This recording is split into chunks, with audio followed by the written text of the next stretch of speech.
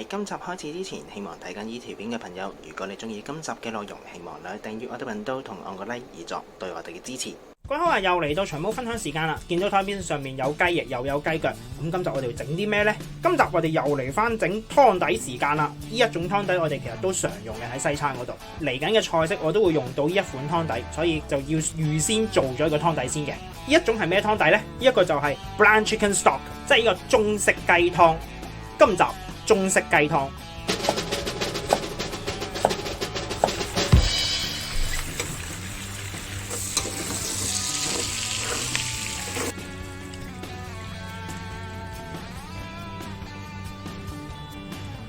個名叫中式雞湯，但係嗰個中唔係我哋中餐個中，係顏色嗰個中式個中。點解會叫中式雞湯呢？因為出嚟嘅成分係啡色嘅，所以叫中式雞湯，就唔會叫啡色雞湯。點解會有咁嘅效果？係因為我哋要將啲雞肉同埋雞骨炒到去深色，先至再去煮嘅，之後就會出得到呢一隻色出嚟㗎。所以其實雞湯係有分兩種嘅，一種係普通嘅雞湯，我哋會叫 White Chicken Stock， 另外一隻就 Bland Chicken Stock。洋葱就需要將佢切粒。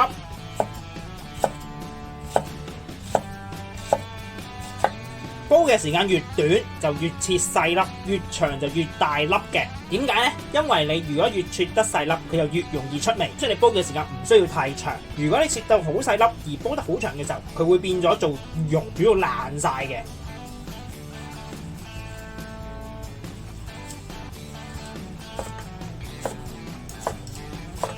先嚟開咗啲雞腳，唔需要開得太細，開得太碎咧，佢就好容易會黐底嘅。所以我哋就咁斬佢一半得噶啦，等佢容易出味嘅啫。雞翼都係，同樣都係一開二得噶。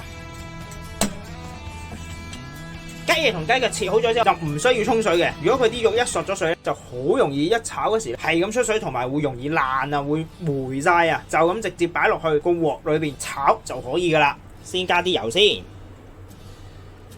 落多少少冇所謂㗎，因為啲雞肉你要多少少油咧，佢先至炒得焦啊！加埋我哋嘅牛油落去，開火，牛油用得七七八八啦，亦都熱啦，開始加入我哋所有雞腳同埋雞翼，先繼續用高火去炒到佢上晒色先，唔需要不停咁撩佢㗎，你不停咁撩佢，佢會散㗎，先等佢自己煎到上色先，大概煎到呢一隻色。差唔多啦，中段嘅時候呢，其實我哋係需要將佢轉翻到中火，等佢慢慢煎，就唔好一味用大火，如果唔係呢，就燶得好勁嘅啦，都差唔多上晒色嘅啦已經，一定係會有少少爭啲嘅，因為始終煎呢同你擺落焗爐燒係會有分別嘅。呢個時候我哋先將所有雞腳雞翼撈翻佢出嚟先，然後個底仲有啲碎係唔緊要嘅，因為我哋而家就要加洋葱落去煎啦。炒洋葱嘅時候，順便將個底嘅嘢刮埋佢出嚟可以。洋葱係需要炒到上色嘅，所以我哋呢個時候由中火轉翻到大火啦，可以。記住千祈唔好俾個底嗰啲嘢燶，因為你一燶咗，你個 Bland Stock 咧就會有苦味噶啦，所以盡可能要刮佢出嚟啊！而家真係要，差唔多啦。你啲洋葱已經大部分變晒黃色，亦都聞到好香洋葱味啦！而家，可以見到嘅。呢個時候落紅蘿蔔落去。紅蘿蔔都炒到軟咗啦，亦都上咗色啦，開始一個熄火，將佢轉移落去個大鍋裏邊。如果你屋企個鍋本身係夠大嘅時候咧，你就可以直接用個大鍋嚟做嘅。但係因為我呢個底都唔係好大啊，佢雖然係肥啊，但係個底唔夠闊啊，所以唯有要轉移啊。先將所有嘢倒翻夠落先，加埋剛才嘅雞骨，先開火，再兜一兜。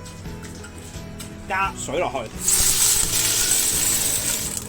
呢個時候我哋可以落1個 tablespoon 嘅 thyme 草，1個 tablespoon 嘅 parsley， 2塊 bay leaves， 然後等佢煲翻滾先。同一時間舊嗰個 pan 加翻啲水落去，將個底嘅渣溶翻佢出嚟。因為呢啲都係味嚟嘅，如果你個底嘅渣係大部分都係燶嘅話咧，就千祈唔好咁做啦。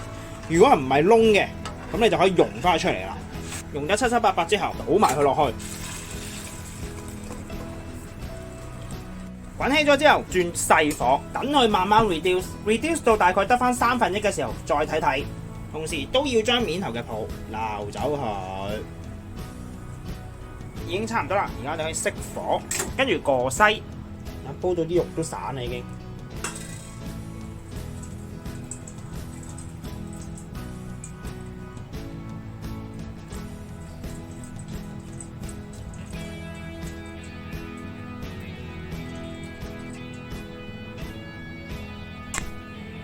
呢兜咧就過咗第一次篩嘅，再過多一次比較密少少，將佢入邊嘅渣再夾埋出嚟。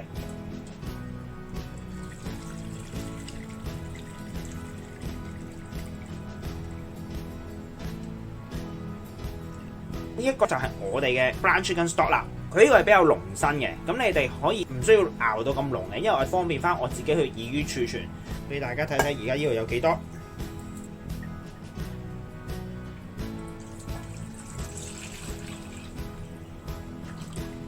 去780啦，其實你哋可以熬到去大約1列半嗰度就可以噶啦。如果你哋好似我咁熬到去700幾 ml 嘅時候，你用嗰時你兌翻水就得噶啦。同埋有一樣嘢要留意就係而家你會見到其實佢同啲油分係撈埋咗一齊嘅。可以有個做法就係擺落雪櫃雪到去變啫喱之後，就會喺面頭有一陣油嘅。到時你揾匙羹滗咗佢刮走佢就得噶啦。同埋先等佢雪到變啫喱，聽日就俾大家睇啦。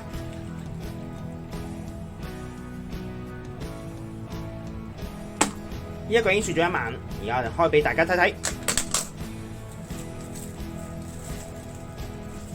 你都見到面頭全部都係油嚟嘅，呢個時候好簡單嘅啫，我哋最主要用匙羹輕輕將面頭嘅油刮走佢。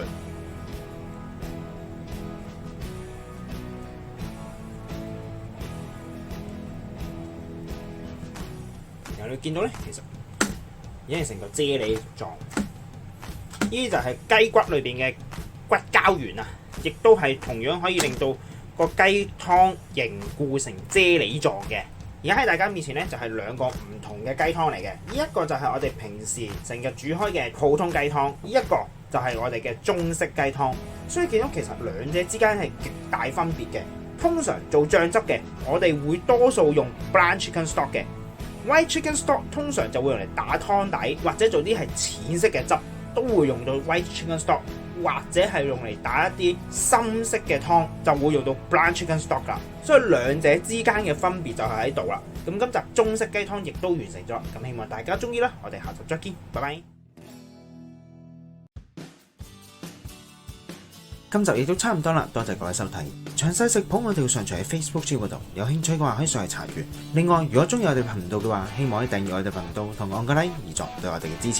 希望大家中意啦，我哋下集再見，拜拜。